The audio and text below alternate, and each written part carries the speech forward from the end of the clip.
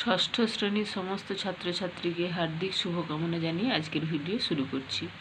আজকে তোমাদের চতুর্থ অধ্যায় যেটা আছে দ্বিতীয় পর্যায়ক্রমিক মূল্যায়নের সিলেবাসে, সেখান থেকে কিছু প্রশ্ন উত্তর আমি ইতিহাস বিষয় থেকে দিচ্ছি। আশা করি এটি তোমাদের ইতিহাস পরীক্ষার একদম শেষ মুহূর্তের প্রস্তুতির জন্য উপকারে আসবে।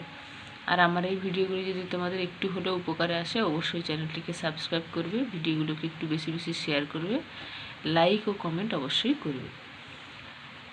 চলো, প্রথম প্রশ্ন দেখো, বেদ শব্দটি এসেছে ড্যাশ থেকে, এর অর্থ ড্যাশ। উত্তর হবে বেদ শব্দটি এসেছে বিদ থেকে, এর অর্থ হচ্ছে জ্ঞান। 2 নম্বর প্রশ্ন, সংহিতা শব্দের অর্থ কী? উত্তর হবে সংকলন করা। 3 নম্বর প্রশ্ন, আদি বৈদিক যুগের ইতিহাস জানার একমাত্র উপাদান কী? উত্তর হবে ঋগ্বেদ। 4 নম্বর প্রশ্ন, 10 রাজার যুদ্ধতে জয়ী হয়েছিলেন কে? উত্তর হবে ভরত গোষ্ঠীর রাজা সুদাস। 5 নম্বর প্রশ্ন, ঋগ বৈদিক যুগের প্রধান দেবতাকে? উত্তর হবে ইন্দ্র। 6 নম্বর প্রশ্ন দেখো, মেগালিথ হল ড্যাশ? উত্তর হবে পাথরের সমাধি। 7 নম্বর প্রশ্ন, বেদের অপর নাম কি? উত্তর হবে শ্রুতি। 8 নম্বর প্রশ্ন, ঋগ্বেদে ড্যাশ পর্বতের উল্লেখ নেই? উত্তর হবে বিন্ধ্য পর্বতের উল্লেখ নেই। 9 নম্বর প্রশ্ন, পরবর্তী বৈদিক যুগে ড্যাশ ছিল প্রধান পালিত পশু? উত্তর হবে ঘোড়া। 10 নম্বর প্রশ্ন, যুদ্ধবন্দী দাসরাই মূলত কারা? উত্তর হবে শূদ্র। 11 নম্বর প্রশ্ন, মগধের প্রথম রাজধানী রাজগৃহ ও পরবর্তী রাজধানী পাটলিপুত্র। দুটো ড্রেসে দুটো বসবে পরপর। 12 নম্বর প্রশ্ন, যে সকল বজ্জী বৈশালীর পাশে বাস করত তাদের বলে ড্যাশ? উত্তর হবে লিচ্ছবি।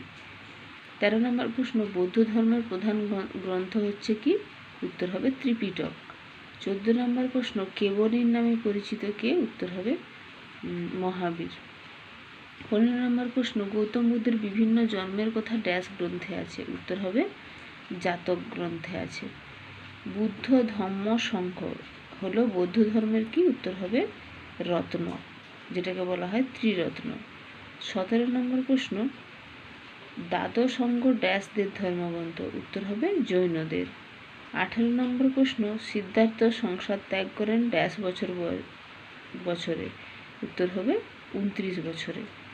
19 নম্বর প্রশ্ন, প্রথম বৌদ্ধ সংগীতি হয় ড্যাশে? উত্তর হবে, এটা তোমরা কমেন্ট বক্সে আমাকে জানাবে, ঠিক আছে। আর 20 নাম্বারটা, ড্যাশের আমলে চতুর্থ বৌদ্ধ সংগীতি হয়? এখানে উত্তর হবে কনিষ্ক। তাহলে 19 নম্বর প্রশ্নটা তোমাদের আমি বললাম যে যাতে তোমাদের প্রস্তুতি কেমন হয়েছে সেটা আমি জানতে পারি। এটা আমাকে একটু তোমরা কমেন্ট বক্সে উত্তরটা জানাবে 19 নম্বর প্রশ্নের, ঠিক আছে। আশা করি এই ভিডিওটি তোমাদের উপকারে আসবে। আর পরীক্ষা তো চলছেই তোমাদের, তোমরা খুব ভালোভাবে পরীক্ষা দাও, এই শুভকামনা জানিয়ে আজকের ভিডিও শেষ করলাম।